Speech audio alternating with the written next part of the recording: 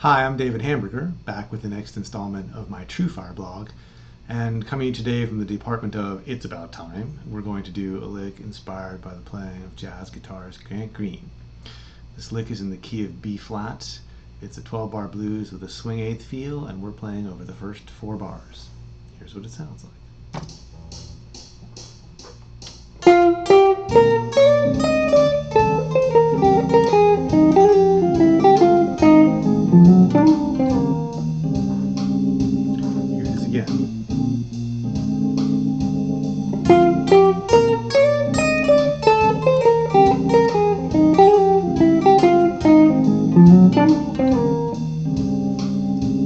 Alright, lots of cool things going on, and as usual you can break it into pieces. There's basically a kickoff in B flat coming out of this position.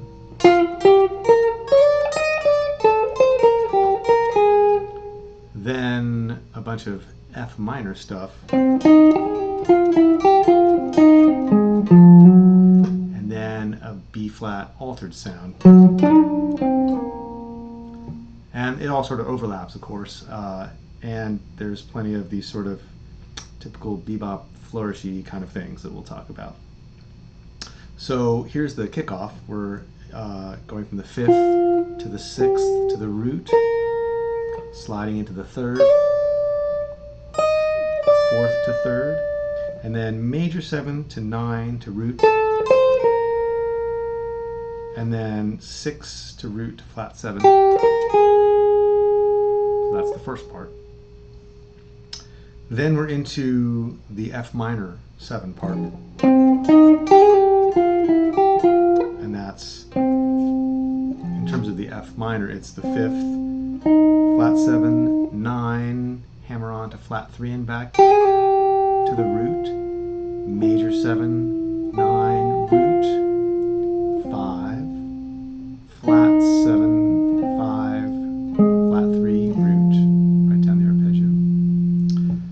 Now we're into the B flat altered sound. We go from the place we've just landed, the F, up to what's now sharp 5 of B flat, to the 3rd of B flat, with a hammer on pull off to the 4th, to the 2, and we would be coming down to the 1.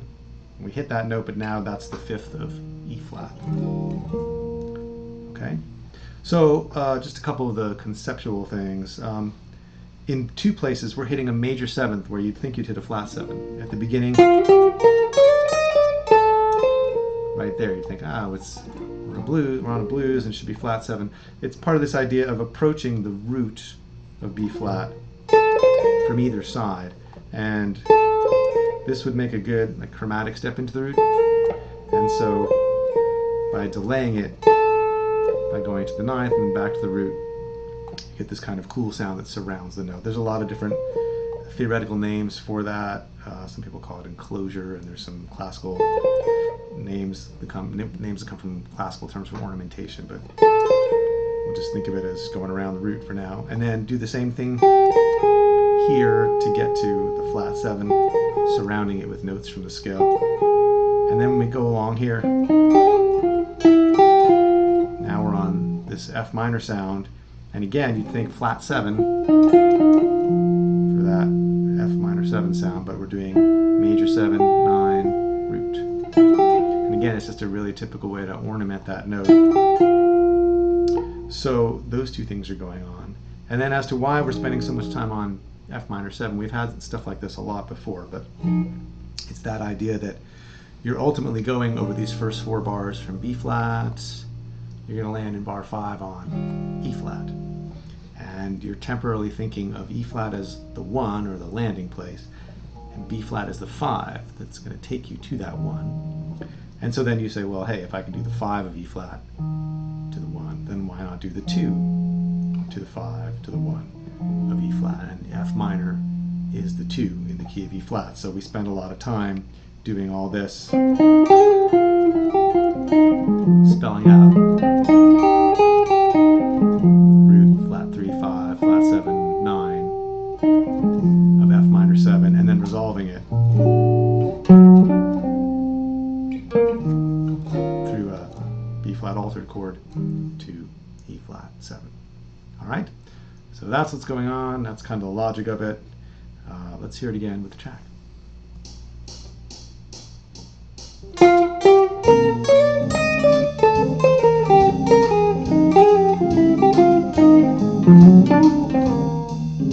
All right, so that is this week's lick. Thanks for watching. Be back with another one in another week. And for now, I'm David Hamburger for TrueFire.